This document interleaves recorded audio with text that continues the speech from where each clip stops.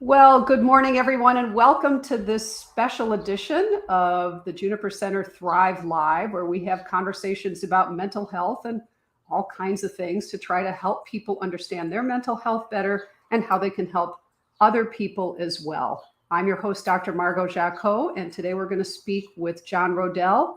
So excited to have you here today.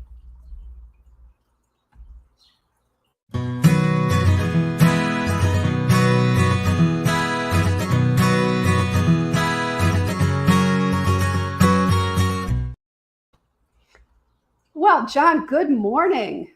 Good morning. Thank you so much for having me. Oh, my pleasure. I love having you. We have rarely had a repeat guest, and you are, I think, only the second person we've had as a repeat guest. Oh my gosh, the pressure. I know, no pressure there, John. All good. So, but it's Mental Health Awareness Month, and so we've seen some green ribbons popping up on trees around here, and people are. I think it's just a nice support outside of all of the schools in our area. There's signs about mental health. Have you seen that in your area too? Oh yeah, it seems a little bit more increased. Certainly on social media, I see things in our schools. I've seen a couple little things talking, just having a conversation about mental health, Yeah. and things like that. And it's definitely on the forefront of my mind at the beginning of this month, is keeping that in mind, even for myself. I do obviously I write about mental health issues and advocates, advocating for that. But even just keeping track of my own mental health, I kind of made a point of that every day this month, of just giving myself 20 minutes just to check in, to remember to breathe, and to take a little walk, just to kind of focus on that for myself. Because if I'm not doing that, how can I help other people? How can you help other people? Exactly. Right. So let me, for anybody who doesn't know you, and I think a lot of people at this point do, who seem to follow your writing and your stuff, and you have a great Facebook page. But for folks who are not as familiar with you, you started by writing. Was it on Facebook that you started it, or you started writing "Hey God, Hey John"? And that's how I found you. Was basically a poem that you've written, and then you read it for us last time, which was phenomenal. But you have written very, I think, honestly and in a raw way about your own struggles, your own challenges with mental health. You had some challenging things happen in your life, and you talk about, and you still do in your writings. You do beautiful poetry. So the Hey God, Hey John is a fantastic book, folks. Get it. Get the books of poetry. They are fabulous. It just, God, and I think I said this last time, is just the best therapist. It's like, oh, Right. of course God would say that. I wish I could think of that. So you are a poet. You describe yourself as, what are the words you used to describe yourself as? A dancer? I'm trying to remember. Oh, a terrible dancer. I'm an accidental poet. I'm a improv comic and a terrible dancer. And I make terrible first impressions, but great second impressions, I think. Well, So but actually, that's great for my second time here. We'll see how that goes. you make a great first impression too.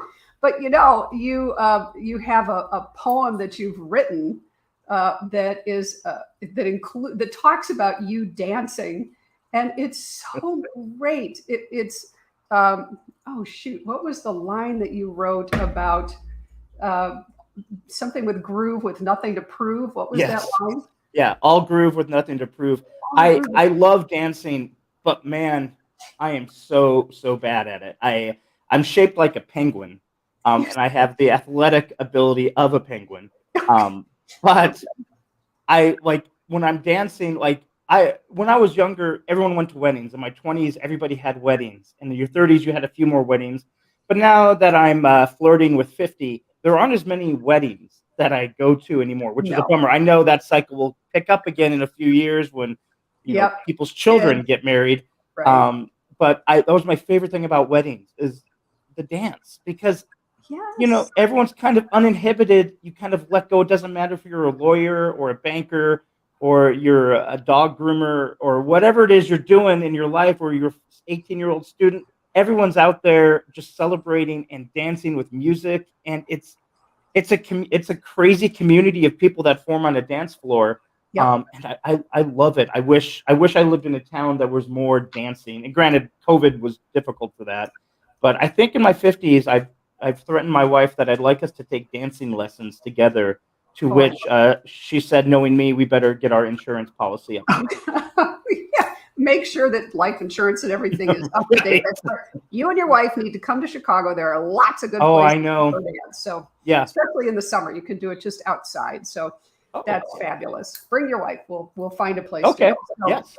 So the to your point, John. So you wrote "Hey God, Hey John," which was you kind of sitting down and just speaking, like, is anybody out there, and helped you rediscover or reconnect with some sort of faith, and you kind of felt like you were writing.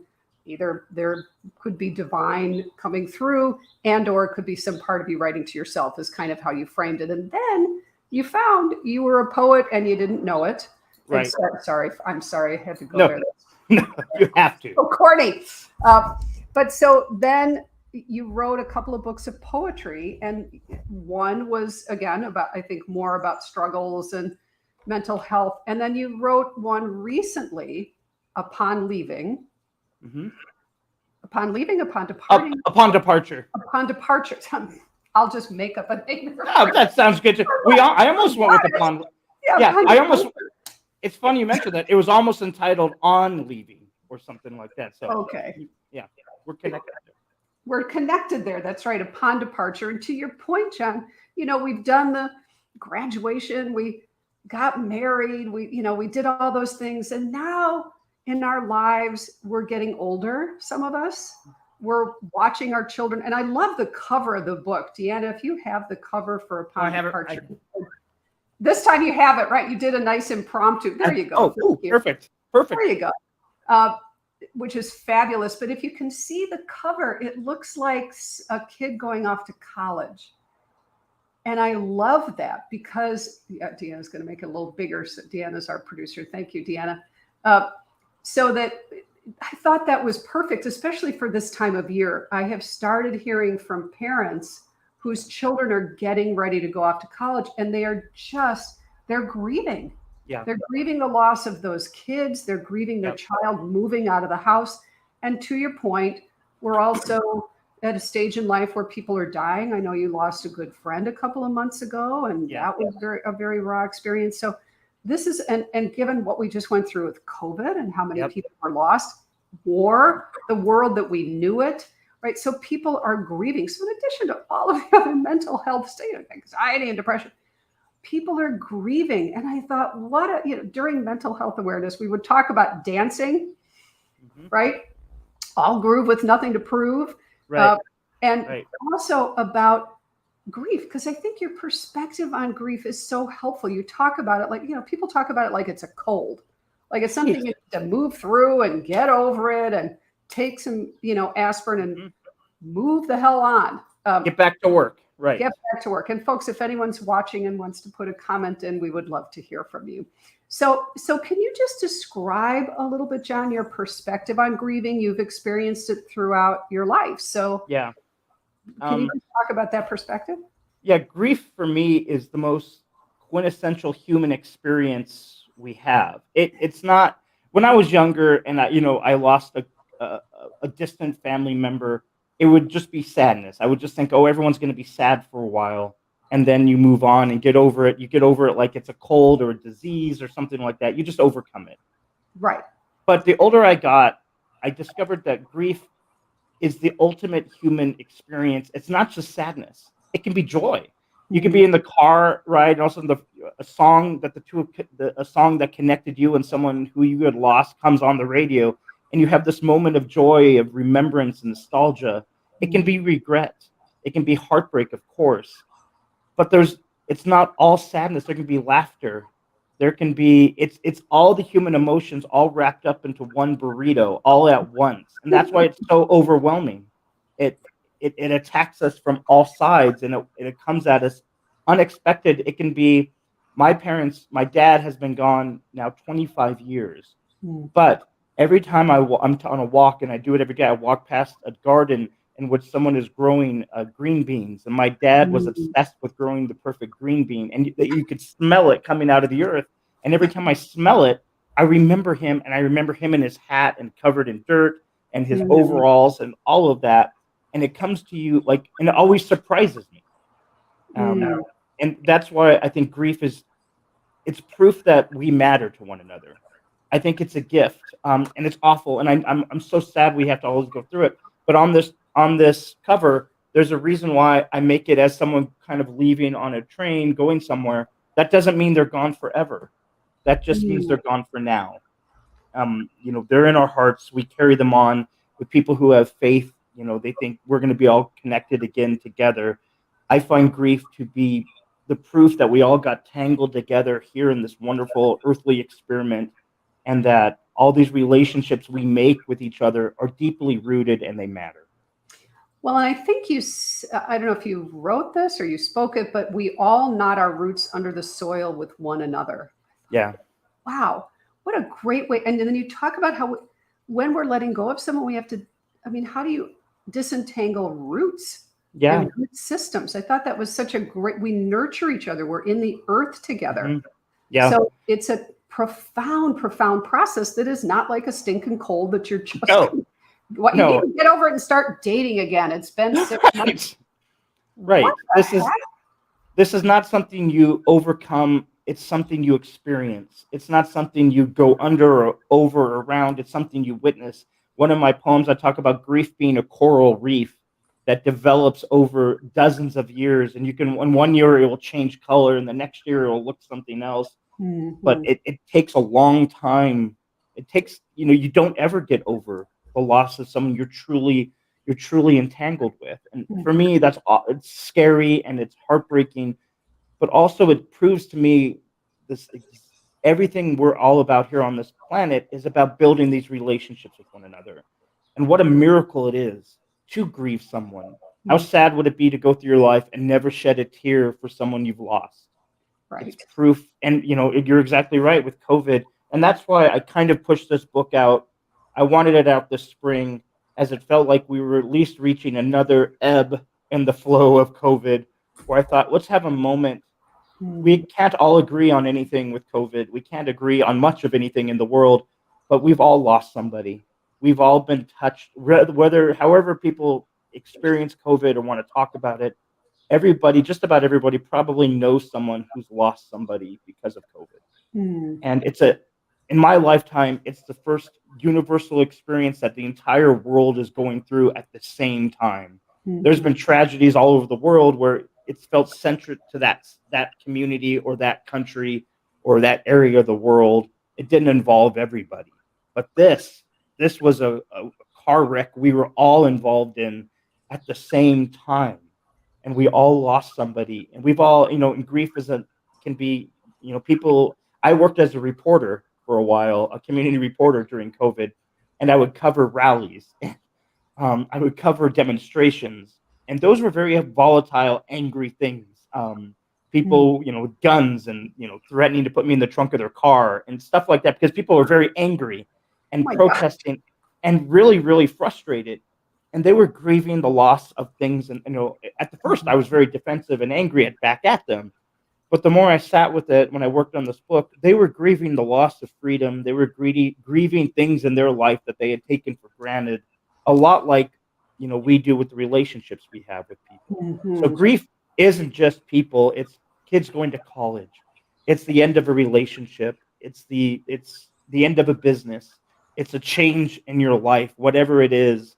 I talked to Mhm. someone last week who said they retired after working for, they're 75 years old and they finally retired, and Mhm. they're grieving, and they're so struck by the grief they had for the job they no longer worked at. And I never thought of that before.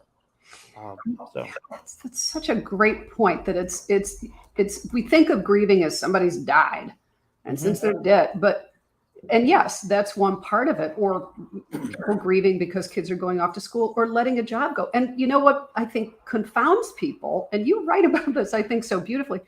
We are a mess of emotions, right? Yeah. As humans. And in German, there is a word that can describe multiple emotions at once. And of course, I won't remember it, but English doesn't really have that. Hmm. We're grieving, we're sad, or Yeah. we're anxious, and a lot of the times we're feeling all of it. So we can Yep. have joy, and people think, well, I'm not grieving properly, or that's inappropriate to laugh at a funeral.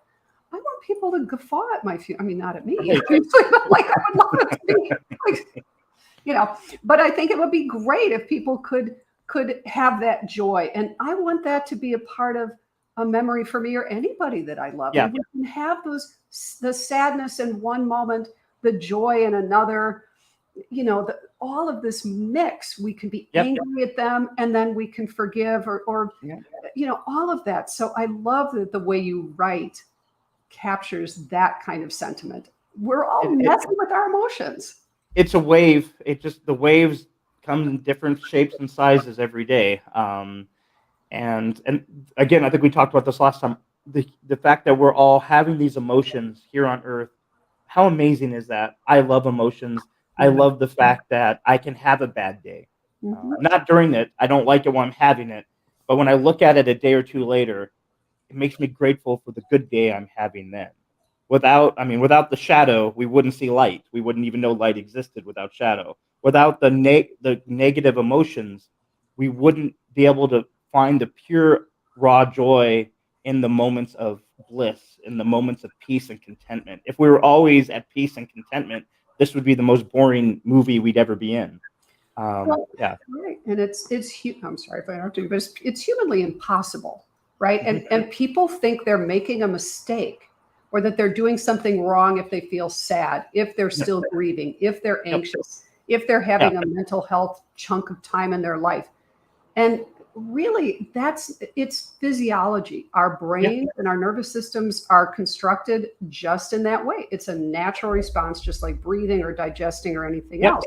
So I think you kind of humanize it and normalize it in your writing. And if that's the best thing we can do for people during Mental Health Awareness Month, you will be sad. Guess what? You're going to have bad days. Doesn't mean you're doing anything wrong. You're anxious. Okay. Do you have coping skills? Does it ruin your day? Does it ruin your life? Are you unable to move forward? Can you not get yourself out of it? Those are the things that then we have to think we're concerned about. But if we can just say, I'm having a crummy day, I feel lousy, or I'm super anxious, or wouldn't we be in much better space? It's the idea of it's all temporary. What we experience at every given moment is a wave. It's a temporary. It's a season. Summer passes to fall and fall passes to winter. We can have all the seasons in our own emotional day.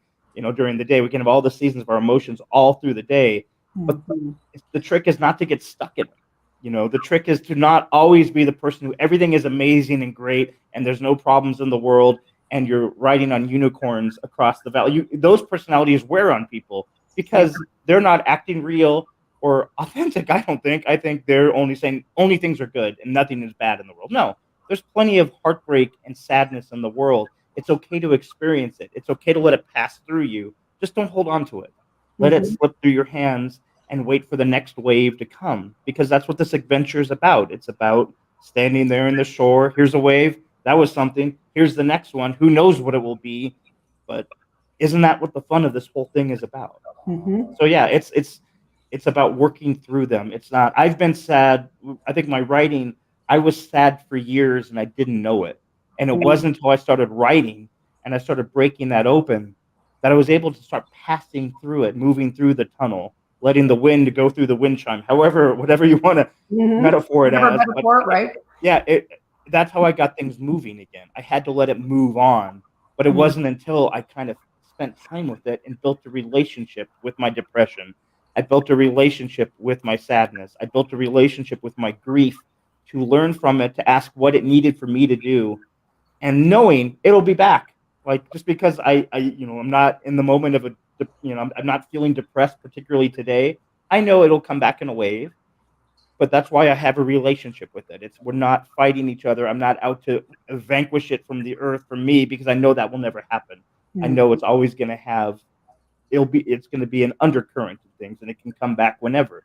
And as long as we're on speaking terms, we can get through it together. And it's that of knowing exactly how you put it, how we work through it, how we let it pass, how we let it come, and what are our coping strategies. Yeah. So certainly in therapy, I think that's part of what people are doing. Yeah. Is that the therapist is there to help shepherd them through, helps shepherd the story through. and to help people get those coping skills. And for you, John, in addition to whatever else you did, writing was huge for you. And you have a great retreat coming up, which I'd love for you to tell folks about, because this writing has been such a part of your healing process. And I almost hate those words like you're broken and you're sick and you got to heal. It's just a part of your managing your insides and figuring out how to live with yourself and appreciate yourself and what you're experiencing. So how did you get into that process? And then tell us a little bit about this retreat, because maybe there's some folks who are going to watch this. A lot of folks after the fact who will say, I could come to this retreat, or maybe I could start writing or doing something creative as a way to do all this. No, so when you brought at the beginning of our time together, hey God, hey John, I had started writing those little imaginary conversations with God to kind of poke fun at my faith crisis and kind of poke fun at the self-help movement. I had read every self-help book, Wayne Dyer, and I loved them all, but there was a certain point where they weren't moving the needle for me. I had read so many not happy, but positive thinking things, but the dark side of me was like, that's not reaching. That sunlight's not piercing in enough. So I was kind of resentful and angry because all my faith wasn't cutting it. All these books I was reading wasn't cutting it. So I thought I'm going to kind of poke fun at it. And I was having these fake conversations with God on Facebook, kind of making fun of the whole thing. And over time, I started dropping little breadcrumbs of truth in it. The first time I ever acknowledged I was depressed, I had typed it out on a screen. I'd never thought of it. I had never said it out loud. It never crossed my mind that maybe I'm suffering with depression. But I typed it out and I sat with that for about 15 minutes and then I shared it. And in that sharing, all of a sudden, a dozen people wrote back and said, I feel the exact same way. I've never thought of it in this way either. And it wasn't that I write anything probably super profound or no one's ever thought of before. I just think we live in a day and age where social media is our personal PR campaign, where we're always putting the best pictures of our kids. We're always, everyone's hair isn't right. Here's my beautiful meal. Here's where I went to Cabo. Here's my beautiful, perfect life. And I was starting to post things that were vulnerable and authentic. And other people started connecting and said, that's my journey as well. And that gave me the encouragement to say, hey, I'm not alone in this journey. Because I thought, I live in Wyoming, pretty isolated. We don't necessarily go outside, and I don't hug my neighbor and talk about how I'm feeling today. It's we're cowboy culture here. Right. And so having people send messages back saying, I connect with this, it empowered me to start even digging deeper. And the more I started sharing about my life in real time with other people, I was learning about myself in real time. It wasn't like this was an autopsy after the fact where I knew all these things I had learned. I was learning as I was writing these conversations. And then eventually these conversations all just turned into poetry, like full on just like lyrical poetry. And they all started pouring out. And I'm still writing them. I'm still learning about myself. And it's this idea. I don't think that writing is therapy, but it's so therapeutic. Like, it's not a replacement for real actual therapy, but it was a way for me to start knocking down doors. Like, I imagine my heart is an old Victorian haunted mansion that it's only like a couple of the rooms are open for access. But the more I write, I'm knocking down these doors that have been boarded up and going into places and exploring parts of myself that I have closed off for years. And some of it is painful. It can be often painful, but there's also moments in there where you connect with who you are and the joy of who you are. And, that's what I try to empower to other people is write about your life in an authentic way. And you're going to learn something about yourself. It doesn't have to be, I'm not teaching people in these retreats to be New York Times bestselling authors. I'm not doing 15 steps to $1 million writer's portfolio. I don't even have an agent or do anything like that. I'm not interested in that. I've had people reach out. I don't seek any of that commercial thing. I'm really just interested in helping people find their story inside them and, writing in their own process in their own way that they can get to that moment that I got to, where I started sharing parts of myself authentically and learning about myself. And so, yes, I have a retreat in North Carolina this summer for, 100 and some people are coming in from all over the world and meeting me in this retreat at the Art of Living Center. And I've never done anything like this before. And it's going to be more retreat than it is writing workshop. We're going to just talk about how we write and process about that. And then I have another one in Massachusetts later in the year. But the one I'm a little nervous about, 8-day canoe trip down the Green River in southern Utah in October, where 20 riders and guides. I'm not guiding people Okay. down the river because that would be like Fire Fest on Netflix. That would be a great documentary after the fact of how Yeah, I got right. so lost. And no, we have guides but it's a very rustic experience. No technology, just Mm, riding down 8 days, floating down a river and spending mm, the time with stars at night and the river by the day and connecting to that while we write. I've never done anything like things like this, but wow. the way that I'm writing has connected me with people who want to do this. And so Mhm. that's what I'm throwing myself into. I'm absolutely terrified about the whole thing, but that means I probably should be doing it. 100%, right? The things that we are most afraid of, Right. we need to push ourselves through the door and say, you can do it, go. So, Right. how exciting. So, you'll get to do it. You'll be doing it with them. Yeah. I think what a lovely experience, folks. If you can go and do this with John, that's fabulous. And John, you're so, I mean, obviously, this is something they need to pay for because there's expenses, but Right. Right. there's that. But you're also, so please go, folks, if you're interested in writing. I think it's a great way. People think if I tell my story, Yeah. if I just talk about it, right? People come down, they'll sit on the couch and they'll just kind of go. And then they're surprised when that doesn't necessarily always get things moving. That's why Right. you need another person who kind of knows what they're doing. Or when you're writing, you're helping people, right? Not just stay in the same groove they've always been, not Yep. just opening the same door they've opened and shut it, Yep. open and shut. Move on to try another place, undiscovered territory inside of you. And the biggest thing that we work on is how to let go of expectations. Some people want to sit down and write, I'm going to be J.K. Rowling. Some people want to sit down and write, and it's like, I'm going to make myself look amazing. It's not about that. Get rid of all those expectations. You have no idea what's going to happen once you really start doing it. I mean, I am an improv. I teach improv was my background. It's all about yes and yes to this, and we'll figure it out as we go along. That's Mhm. what my writing is. I never start a poem knowing what it's about. I just know how I feel, and I start writing at the beginning without really knowing how it's going to end or where we're going to go. But it's kind of an exercise in just saying yes to the moment. As me saying yes to going down a river for 8 days, that's a complete yes and where it's all about have no expectations about where we're going. We'll be safe, we'll be cared for, but who knows what you're going to write. I thought I was going to be David Sedaris and Dave Barry if I was ever going to be a writer. I Aha. did not think I would ever be writing poetry or conversations with God. It was never part of my plan. But Mm. had I stuck to those expectations in my head or what my neighbors or what anyone else would think, I wouldn't be writing anything. I'd be writing grocery lists. Right. You'd be writing grocery lists or back on the street with angry people who are wanting Right. to shove you in Right. I their. would be right. So it's the idea of just it's an adventure. We don't know where true authentic writing will take you once you start. Let it go. It's like healing. You don't know the journey of your healing. Healing can take years and years and years. Don't have any expectations how quickly or how long or how fast or how you'll feel. Just go for the journey and keep saying yes to it every day you wake up. Yes, I'm going to heal today. Yes, I'm going to work on it. But who knows how it, I mean, that's why it's an adventure, I guess. That's why it's an adventure. And you have a poem to that effect too about, let your healing is going to take time. Do Yeah. you have a poem that you could quickly share with us? I don't know if we asked that in advance. No, but I can. I love I to can. end that way. I think people get a nice, and you've done some readings that are on your Yes. Facebook page and so there's lots of those too, but if you could read one for us now, I'd Yeah. love it. This one is from Upon Departure. And I wrote it a week before it published because I had a friend of mine pass away.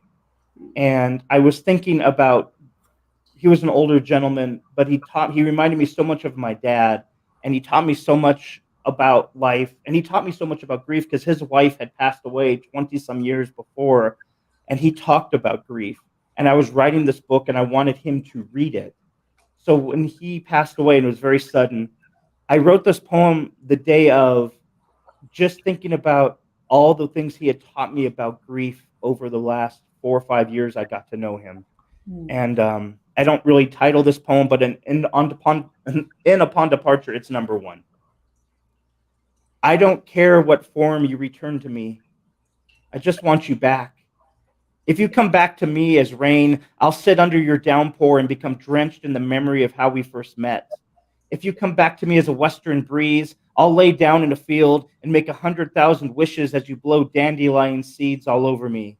If you come back to me as a cloud, I'll climb to the highest peak just to let you wrap me up in your misty morning arms. If you come back to me as our favorite song on the radio, I'll pull over the car immediately and let the music retell our love story, one 80s power ballad at a time. If you come back to me as an eagle feather, I will let you tickle the inside of my fingers the way you used to whenever we held hands. If you come back to me as a light peeking through the trees, I'll stop walking to watch you all day as you dance wildly among the pine needles until your glow is claimed by the horizon. But if you come back to me as a hummingbird, I'm going to listen so quietly as you whisper all the secrets of the afterlife in my ear. If you come back to me as a row of goosebumps on my bare arm, I'm going to trace my fingers across my skin so carefully so I can read the love letter you wrote to me in spirit braille. If you come back to me as a teardrop, I will close my eyes as you bless me with the kiss of peace.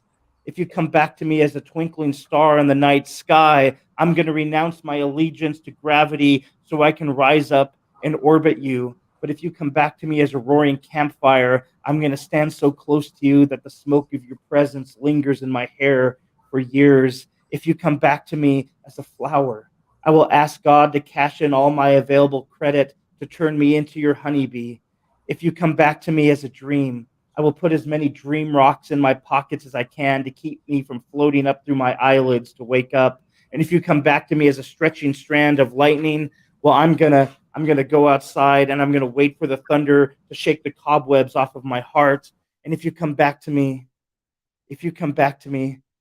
as an overwhelming wave of grief, I will let you hold me in your arms as I cry on the bathroom floor.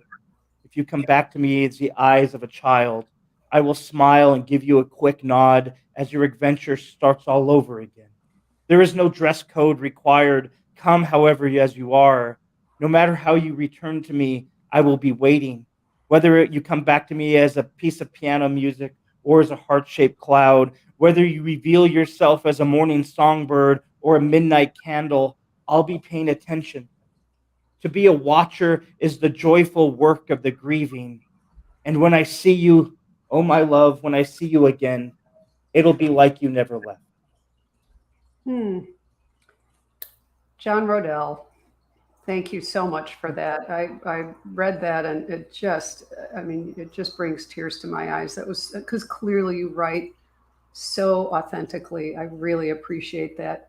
John Roedel is a best-selling poet, storyteller, speaker. I really want to see sometime. I want you and your wife to come so we can go dancing at some. Oh, that'd be amazing. Yes, yeah, and then you'll be sorry. Then you might have to go get some hypnotherapy to get all those memories of my dancing out of your head. But it would be an experience for everybody involved. Everyone will have to sign a waiver, I think. It would be thrilling. I would love it. And that was really very powerful. Thank you, Aline. Thank you so much for having me on again. Thank you, John. I hope you'll come back again. I don't want to be greedy, but I do want to be greedy because I love talking with you. I love having you read. I love your perspective. You're just delightful. So thank you so much. Oh, my pleasure. Much appreciated. Everybody, please go buy John's books. They're all on Amazon. John Roedel, Google and go on Amazon. You've got a Facebook page. You've got YouTube. So please read, look at his stuff. It's wonderful. John, thank you for joining us. Happy Mental Health Awareness Month to you and to everyone else. Sounds like an oxymoron. It's really not. I hope you have a wonderful rest of the day. Thank you, everyone, for joining us, and we'll see you next time. Be well.